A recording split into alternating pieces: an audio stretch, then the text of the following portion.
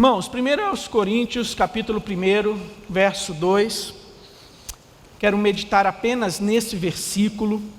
Às vezes a gente olha para a introdução das epístolas e a gente faz aquela leitura um pouco apressada. A gente quer passar já para o conteúdo, para o desenvolvimento da epístola. E a gente acha que aquela introdução está ali de uma maneira protocolar, apenas porque é necessário fazer uma saudação. E quando nós fazemos essa leitura das introduções de uma maneira desatenta, nós perdemos riqueza da palavra de Deus. Como nós vamos ver nesse único versículo, o tanto que ele nos ensina acerca da igreja de Jesus. E uma dica para você, ao olhar para a palavra de Deus, é você fazer a seguinte pergunta: essa passagem, esses versículos, falam sobre qual assunto? Qual é o assunto principal? O que está sendo tratado?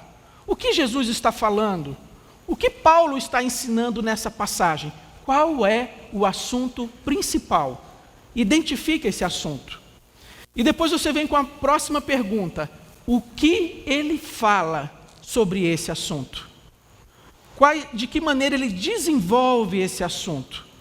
Esclarece, aprofunda o nosso entendimento sobre esse assunto. Então, vamos fazer a leitura, e assim diz. Vamos ler todos juntos?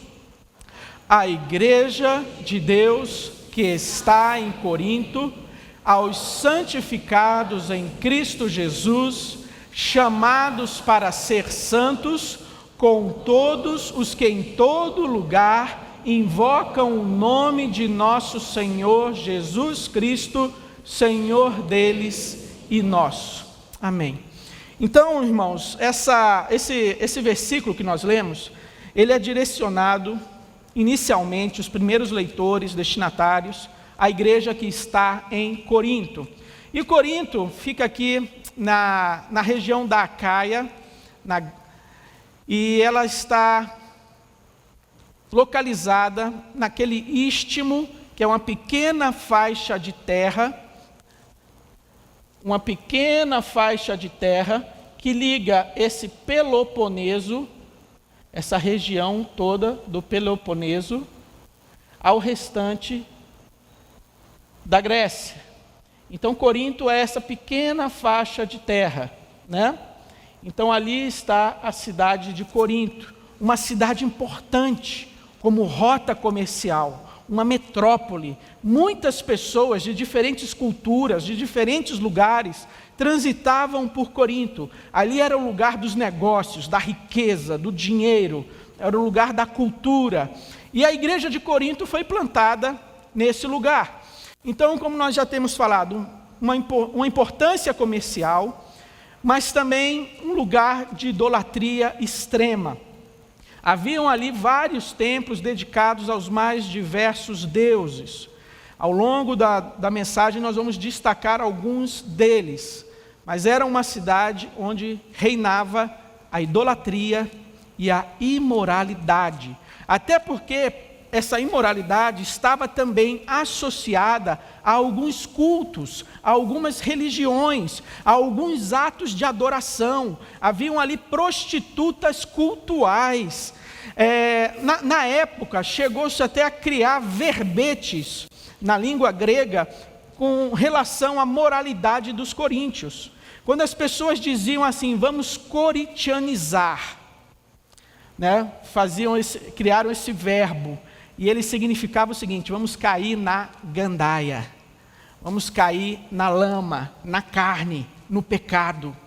E você chegar para uma mulher, né, de outra região ali, de Éfeso, de Filipos, de Tessalônica, e você se dirigir àquela mulher como uma coríntia, era uma ofensa, por conta dessa fama, dessa moralidade, dessa perversão que havia ali, que se destacava entre as outras cidades. Mas foi ali que foi plantada a igreja de Jesus. A igreja de Jesus nunca é plantada num solo favorável, onde tudo ali caminha de maneira fácil. Não, é justamente em lugares difíceis, em lugares onde há trevas, que a luz é chamada para brilhar. E assim foi também com a igreja de Corinto. Nós estávamos falando da cidade, vamos falar um pouco da igreja, vamos focar a lente agora e nos aproximarmos da igreja, da comunidade. E era uma igreja que sofria com diversos problemas. Haviam desvios doutrinários, né? Haviam dúvidas ali sobre a ressurreição, haviam dúvidas sobre a ceia, haviam dúvidas sobre os dons espirituais, problemas doutrinários dentro daquela igreja.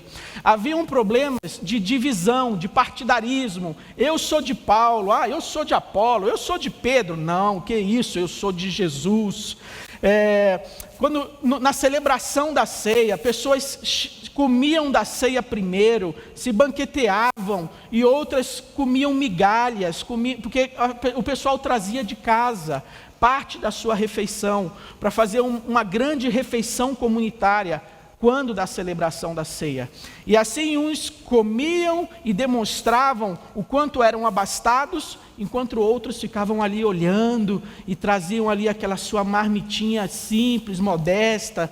Então o momento da ceia acabava sendo um momento ali da pessoa se exibir.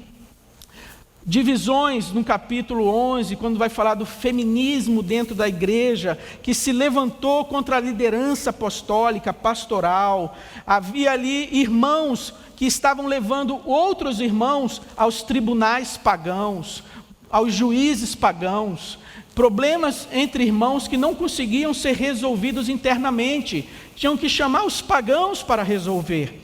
E havia dentro da igreja também problemas de imoralidade, como um jovem que mantinha relações sexuais com a sua madrasta, e a igreja, tendo conhecimento acerca disso, não se posicionava, não fazia nada. E assim, na primeira epístola aos Coríntios, Paulo orienta aquela igreja a agir com firmeza, a disciplinar aquele irmão que resistia a se arrepender e abandonar o pecado. Então era uma igreja com muitas dificuldades, com muitas fragilidades, com muitos problemas. Uma igreja que certamente muitos pastores iriam orar e pensar bem diante de um convite de assumir o pastorado daquela igreja, diante das dificuldades e desafios que ela trazia. Então esse era o contexto interno dentro da igreja. E aí a gente falou, né? Quando nós olhamos para um texto bíblico, fazer uma pergunta: qual é o assunto principal? Qual o tema principal dessa passagem? E a mensagem principal do verso que nós lemos, do verso 2, é que a grandeza, o valor, a importância da igreja deriva da dignidade que Cristo lhe conferiu. Não do que ela é, não do que ela faz aos olhos dos homens. Porque se nós, diante da realidade da igreja de Corinto, os testemunhos que ela gozava, né, aquilo que as pessoas viam naquela comunidade, ela não era uma comunidade atraente, ela não era uma comunidade que expressava de maneira fiel o Evangelho, ela não era um bom testemunho do Evangelho. Ela poderia ser desprezada e julgada pelos homens, e talvez até por outras igrejas. Mas olhando para o verso 2, nós temos essa verdade: a grandeza da igreja procede da dignidade que Cristo lhe conferiu, não do que ela é ou faz aos olhos dos homens. E nós podemos pegar essa mensagem central e também aplicar à nossa vida. Muitas vezes as pessoas querem encontrar o seu valor, a sua dignidade, a sua importância naquilo que elas realizam, naquilo que elas conquistaram, diante do ambiente social que ela goza de acesso, o status que ela conquistou, aquilo que ela desfruta de posição diante da sociedade. E assim algumas pessoas às vezes olham para si achando que além do que realmente são, e outros, às vezes, olham para si mesmos com uma perspectiva muito inferior, muito aquém da dignidade que Cristo lhe conferiu. A sua dignidade, o seu valor, não é no que você conquistou, não é naquilo que as pessoas olham para você, mas é como Deus olha para você. Quem você é em Cristo, a sua nova identidade, a sua nova cidadania. Você foi chamado para ser servo e serva de Deus, filho e filha de Deus, embaixador de Cristo. E a sua dignidade repousa naquilo que Cristo fez por você, naquilo que Cristo fez pela sua igreja. Cristo, a vida da igreja. Cristo é a vida da igreja. Uma igreja cheia de vida é uma igreja cheia de Cristo, cheia da sua palavra, cheia do seu testemunho, cheia das suas ações. A igreja como corpo de Cristo, que realiza as ações e a obra de Cristo, que continua realizando o ministério, as obras de Cristo. Cristo é a vida da igreja. E a primeira verdade daquele conceito da grandeza da igreja e de Cristo como a vida da igreja está nessa expressão, a igreja de Deus. Mesmo diante de todas as dificuldades daquela igreja, dos seus erros doutrinários, da imoralidade, das divisões, mesmo diante de todo esse cenário, Paulo se dirige àqueles irmãos com palavras carinhosas, com palavras escolhidas, com palavras que ressaltam a dignidade, o valor daquela igreja. E ele se dirige a ela inicialmente dizendo, a igreja de Deus. Cristo é a vida da igreja, porque a igreja foi comprada pelo sangue de Cristo. Você sabia disso? Que a igreja é dele, que a igreja não é do pastor, que a igreja não é de uma família de fundadores, que a igreja não pertence a um grupo de líderes, mas que a igreja é dele. Em Atos 20, 28, quando Paulo está se despedindo dos presbíteros de Éfeso, e ele está então partindo para Jerusalém, sabendo que ali haverá de ser preso, que haverá sofrimento e perseguição, e ao se despedir dos presbíteros da igreja de Éfeso, ele diz àqueles líderes, àqueles pastores, cuidem de vocês mesmos. Olha que prioridade. Como pastor e presbítero, antes de cuidarmos da igreja, antes de cuidarmos da doutrina, precisamos cuidar do nosso coração, precisamos cuidar das nossas motivações. Por que fazemos o que fazemos? Buscamos a glória de quem? Os interesses de quem? Precisamos sondar e pastorear o nosso coração. E Paulo continua, cuidem de vocês mesmos e de todo o rebanho, sobre o qual o Espírito Santo os colocou como bispos. Foram levantados daquela posição pela direção do Espírito Santo de Deus. A assembleia da igreja é usada como um instrumento de manifestação da vontade de Deus. Mas aquelas pessoas estão ali porque foram separadas por Deus, que os colocou como bispos supervisores, que olham por cima, podendo ver as carências, as dificuldades, as fragilidades da igreja, e assim pastorear, e assim sarar, alimentar aquelas dificuldades e fragilidades. Os colocou como bispos para pastorearem a igreja do pastor. Ele nos colocou como os bispos para pastorearmos a igreja do pastor, a igreja do conselho, a igreja da família A, B ou C. Ele nos colocou como pastores da igreja de Deus. da igreja que é dele, que foi comprada com o seu próprio sangue. Ainda em 1 de Pedro, ele vai dizer: fostes resgatados do vosso fútil procedimento, que vossos pais vos legaram, mas pelo precioso sangue, como de cordeiro, sem defeito, sem mácula, o sangue de Cristo. A dignidade da igreja procede de Deus, procede de Cristo, e não do que fazemos ou como somos avaliados aos olhos dos homens. Você foi comprado pelo sangue de Cristo. O seu irmão foi comprado pelo sangue de Cristo.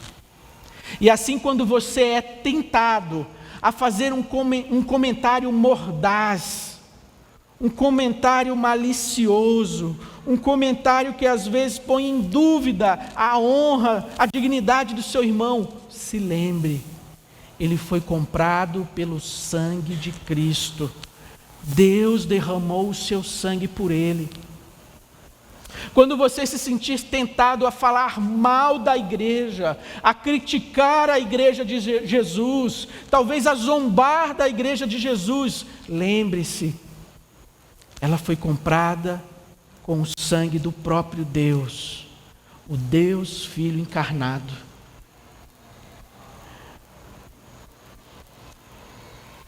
Cristo é a vida da igreja, porque ela foi comprada pelo seu sangue. E o versículo continua: aos santificados em Cristo Jesus.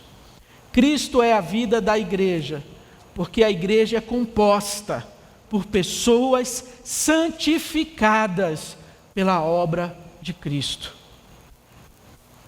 Por isso ele é a vida da igreja. Porque as pessoas que compõem, que integram esse corpo, essa igreja, são pessoas que foram santificadas, compradas, separadas pela obra de Cristo. Paulo vai dizer ainda aos Coríntios, quando ele, dentro daquele contexto de imoralidade, de pecado, ele vai lembrar aqueles irmãos, no capítulo 6, olha meus irmãos, vocês foram lavados, vocês foram justificados, vocês foram santificados no nome do Senhor Jesus Cristo e do Espírito do nosso Deus. Não ignorem, não esqueçam aquilo que Cristo fez por vocês.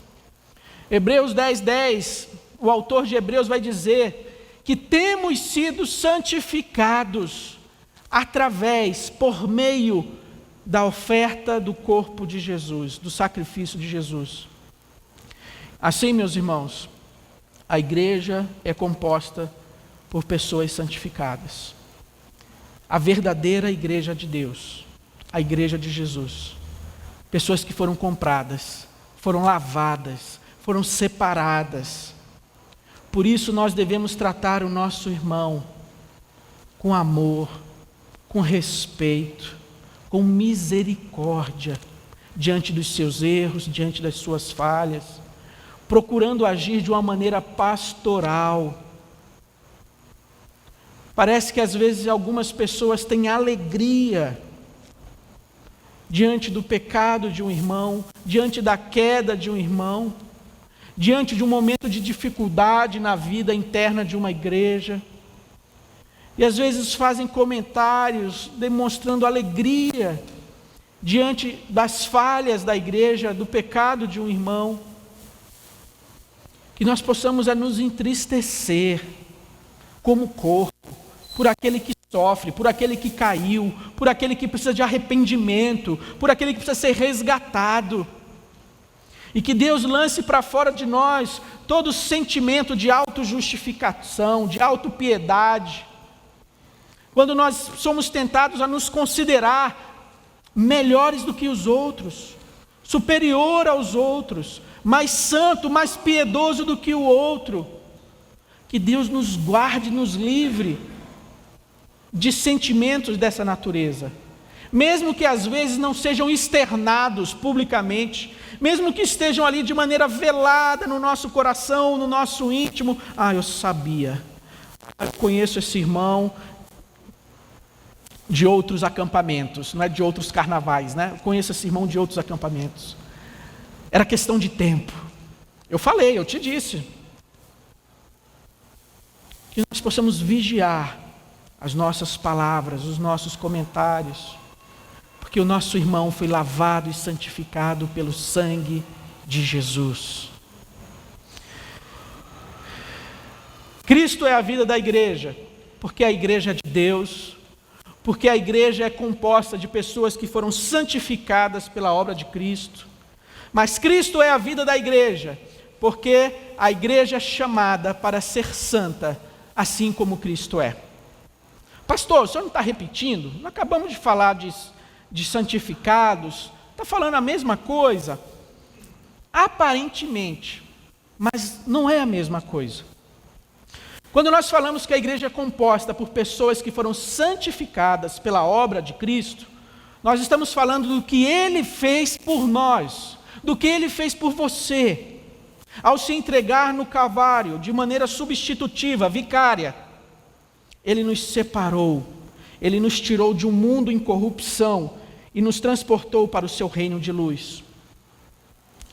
E esses que passaram por essa experiência de conversão, de novo nascimento, esses que receberam uma nova natureza, a esses é dado uma ordem: sede santos, como eu sou santo.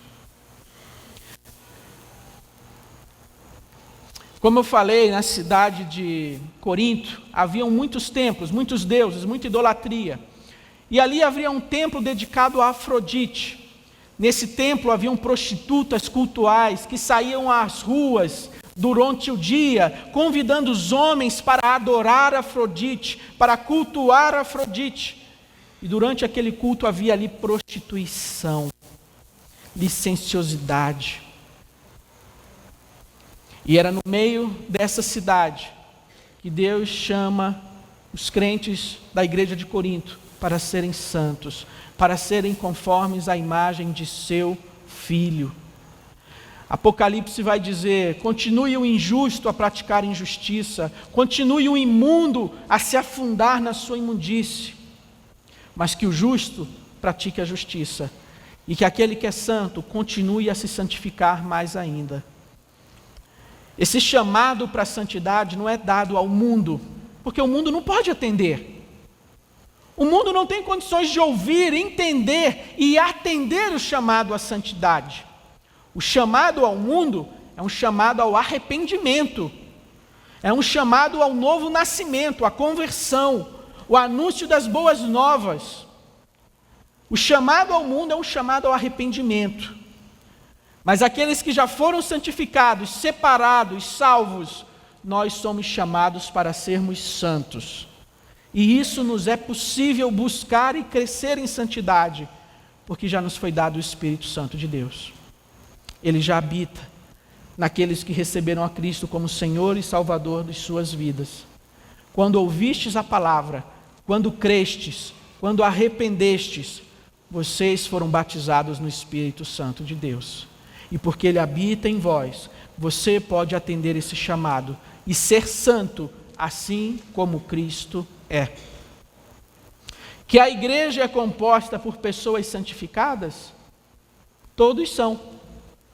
Todos os que creram em Jesus, todos os que verdadeiramente nasceram de novo e não apenas estão na igreja por um hábito, por uma convenção social, porque eu gosto do ambiente, porque eu gosto das famílias, porque desde o meu avô, o meu pai, já a terceira geração que estamos aqui na igreja. Não, mas você que está na igreja, porque você foi convencido pela palavra, você foi constrangido pelo Espírito Santo de Deus, e você se dobrou diante da cruz de Cristo, nasceu de novo, você foi assim santificado, separado.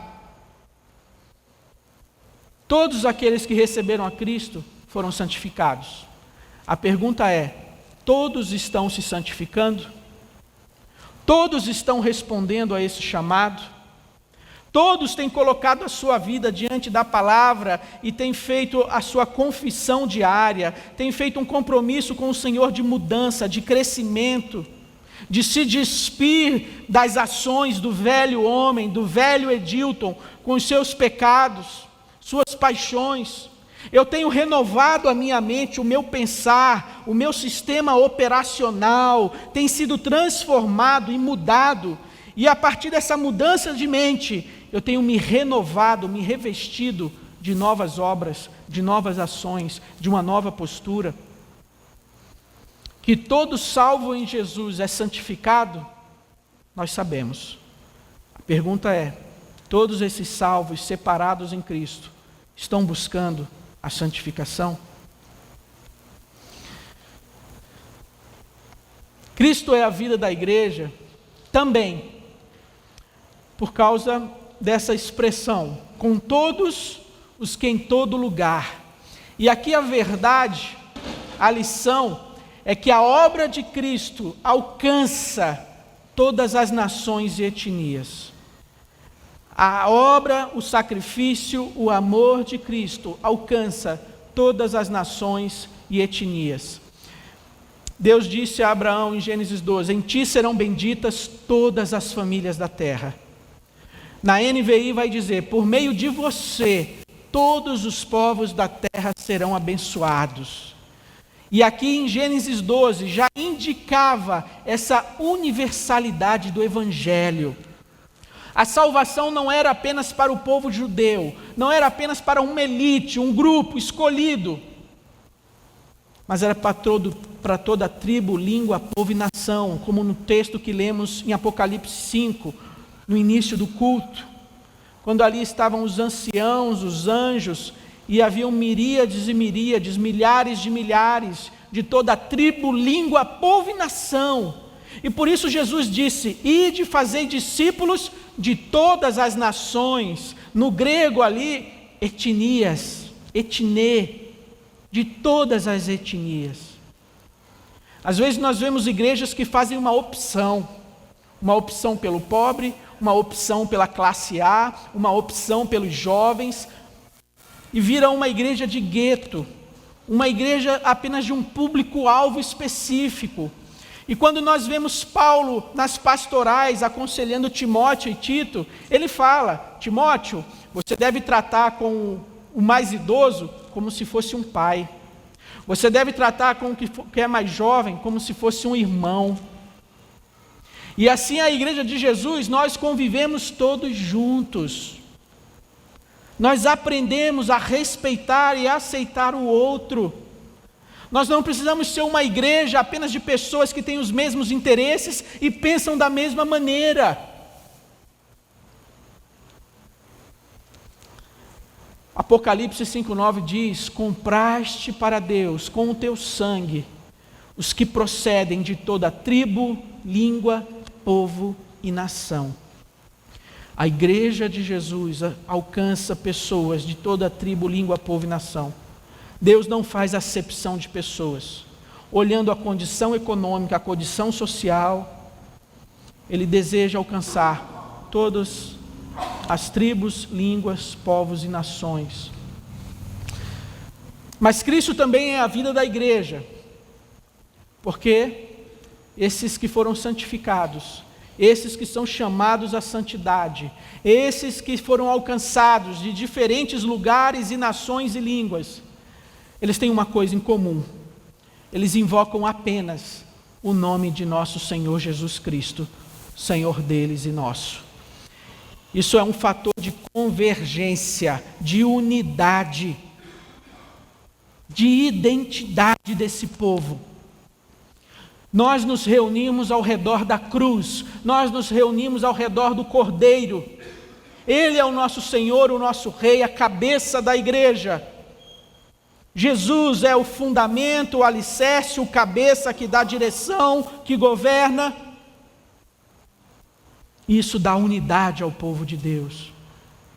Então Cristo é a vida da igreja, porque a igreja é chamada para invocar, confiar, depender apenas do nome de Cristo.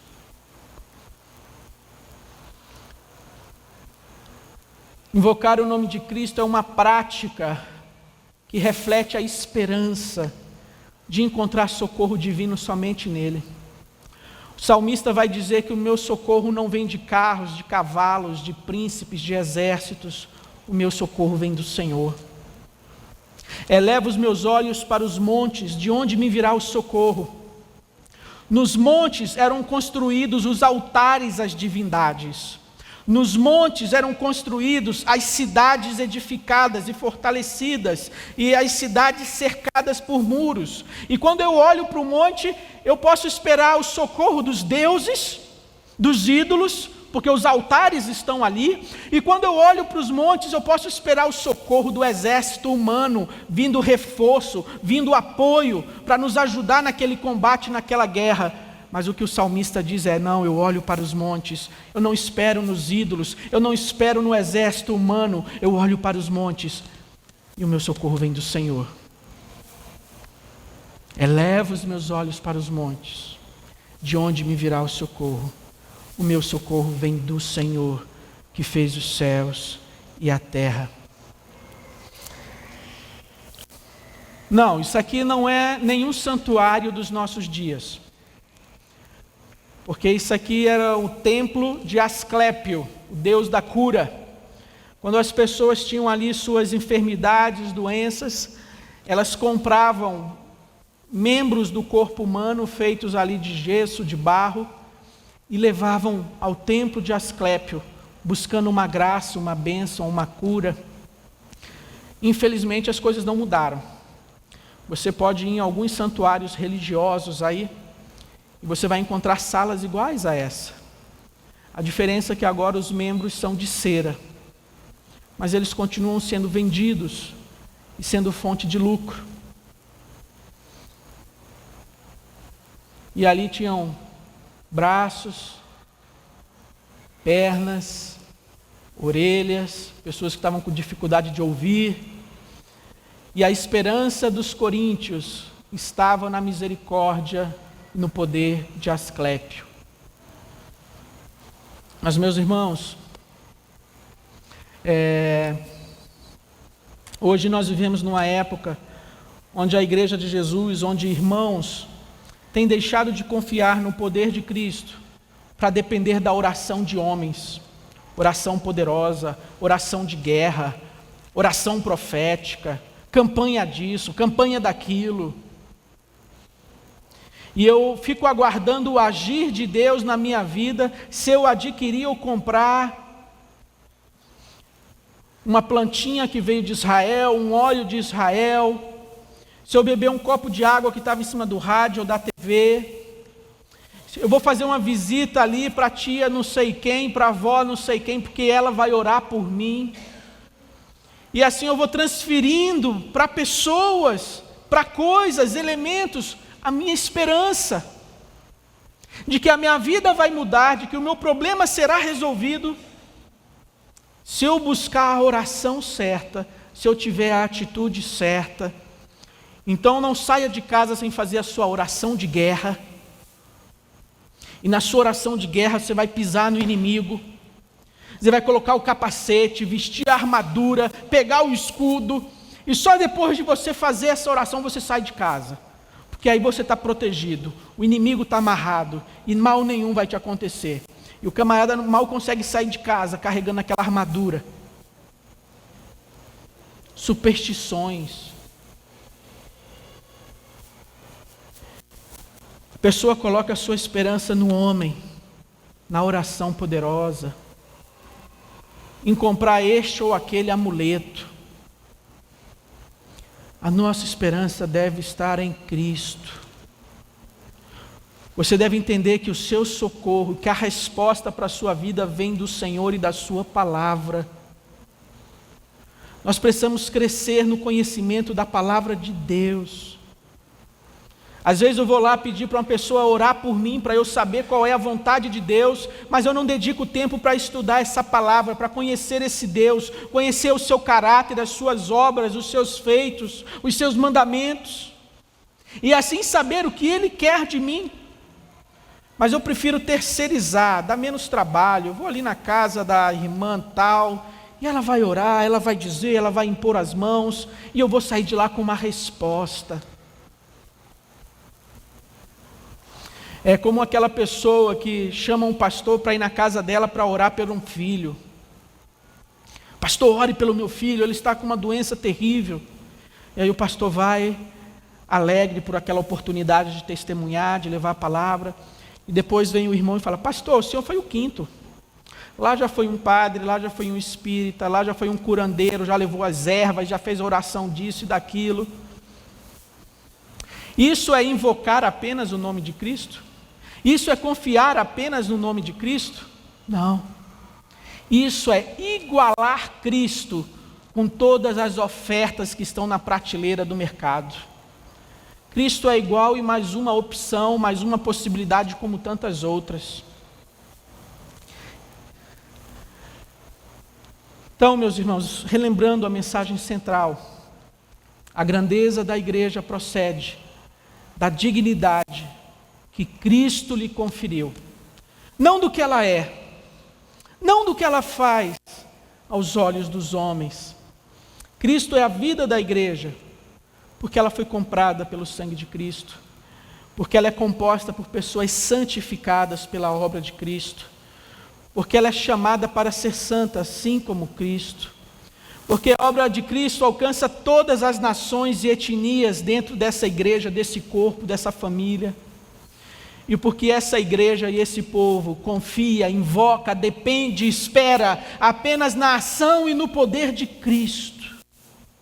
Por isso Cristo é a vida da igreja, por isso as portas do inferno não podem prevalecer e resistir, porque a igreja não é de homens, a igreja é do Senhor dos senhores e do Rei dos reis, o Senhor Jesus. Mas diante disso, quando nós olhamos para uma passagem, nós perguntamos: qual o tema principal? O que essa passagem fala sobre esse tema principal? Mas outra pergunta que nós devemos fazer também: quais as lições para a minha vida? Há algum pecado a confessar? Há alguma promessa em qual confiar? Há alguma postura, atitude que eu devo assumir e passar a ter? Então, diante do que nós vimos aqui, em 1 Coríntios 1:2, a grandeza da igreja, Cristo, a vida da igreja, primeira coisa, ame a sua igreja. Mas que esse seu amor não seja apenas um amor de palavras, um amor de declamação, mas que ele seja demonstrado por envolvimento, cooperação. Que você não venha aqui apenas assistir um culto, participar de um culto. Isso não é vivenciar a vida da igreja, a dinâmica da vida dessa igreja.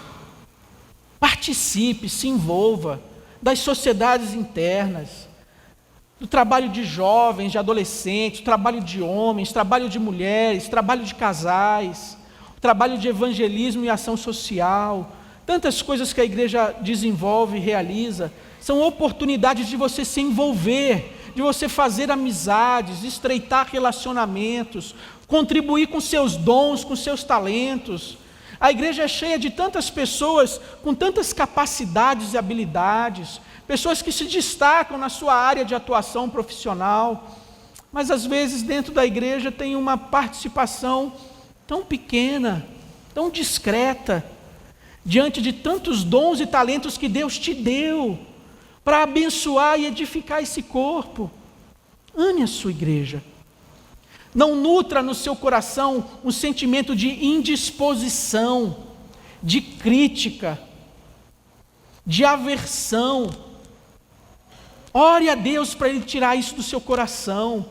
Se você teve uma experiência negativa numa outra comunidade ou igreja, não pegue essa experiência e transfira ela para o todo da igreja de Jesus, como se a igreja fosse um órgão canceroso, doente, perdido, corrompido, por causa às vezes de uma experiência negativa que você teve ao tomar decisões sem sabedoria, sem buscar a direção de Deus.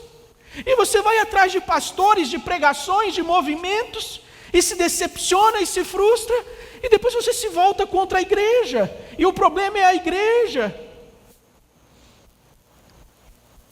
Ame a igreja de Jesus. Ele morreu e se entregou por ela. Não despreze outras igrejas bíblicas, dizendo que a sua é superior, melhor, a nata. O que torna uma igreja grande e aprovada diante de Deus não é o seu orçamento, suas instalações confortáveis, sua estrutura super adequada, seus ministérios estruturados.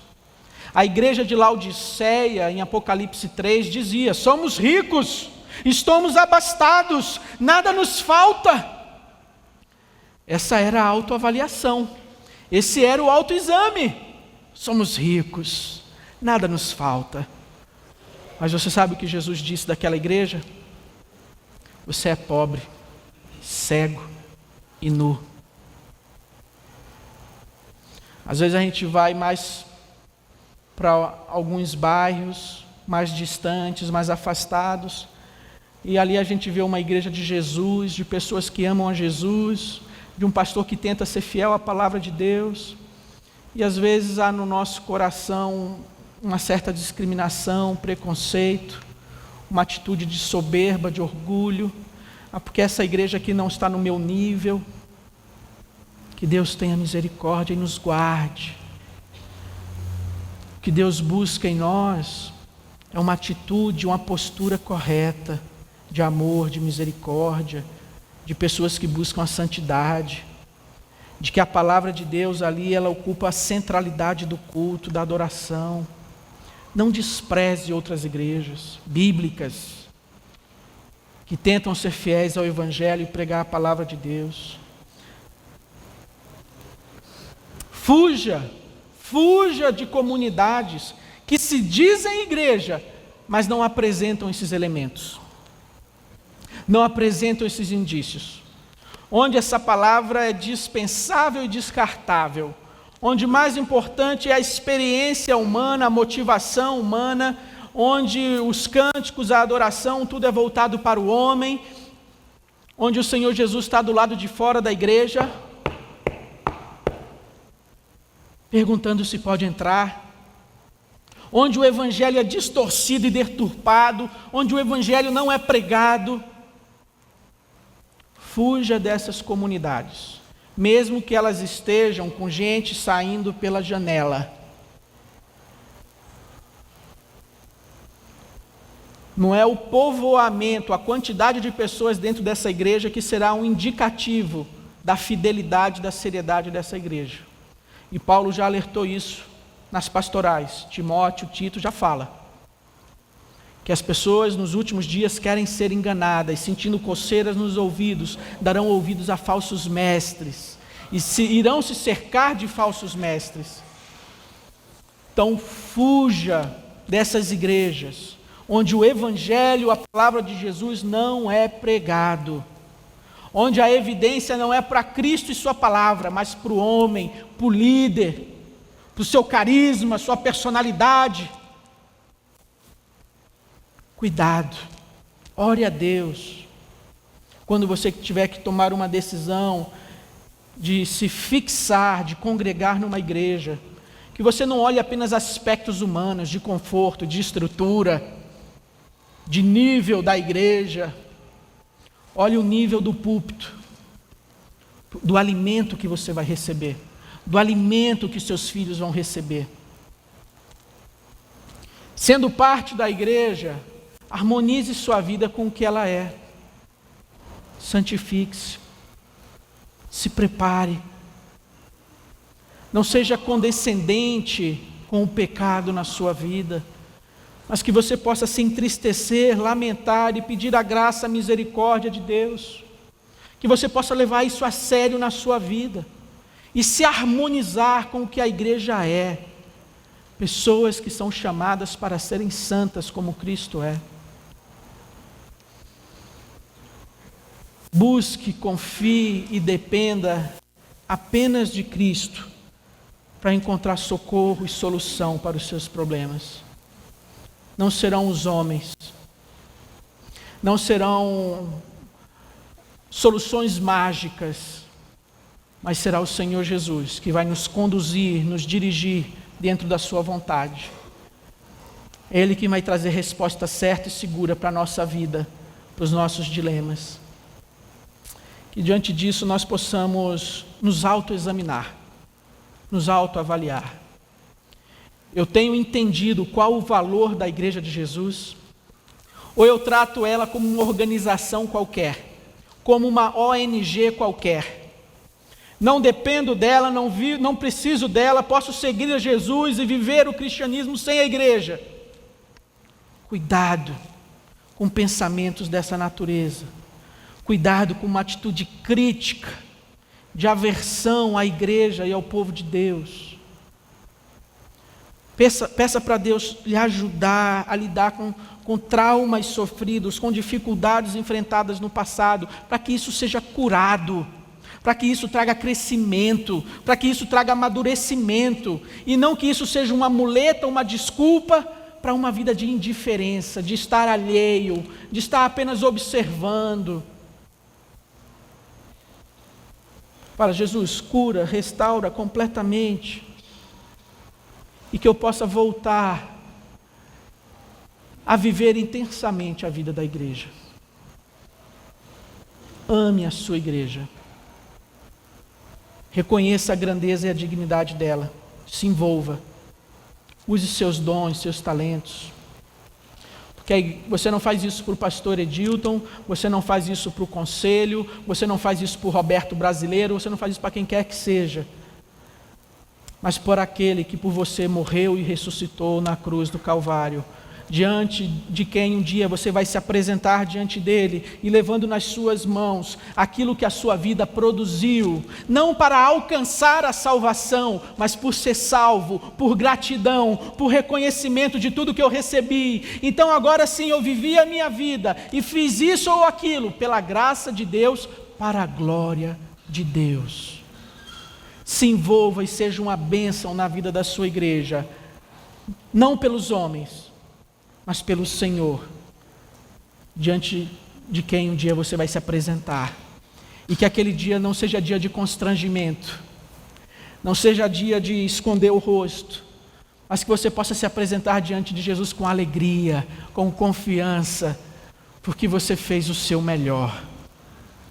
Com a saúde que Deus te deu, com os dons, recursos que Deus te deu, você não entesourou, não guardou nem escondeu para si, mas você devolveu ao Senhor como culto, como adoração, como oferta de aroma suave. Que assim a igreja de Jesus caminhe unida, buscando a glória do Senhor. Que assim nós sejamos edificados, amém?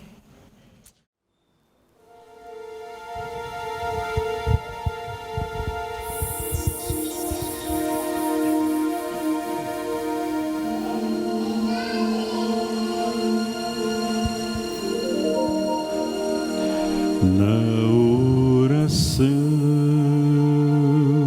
encontro calma, na oração encontro paz. Orar a Deus faz bem à alma, falar com Deus me satisfaz.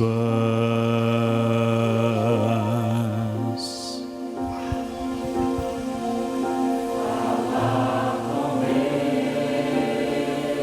é privilégio, abrir a alma ao Criador, sentir que os céus estão abertos.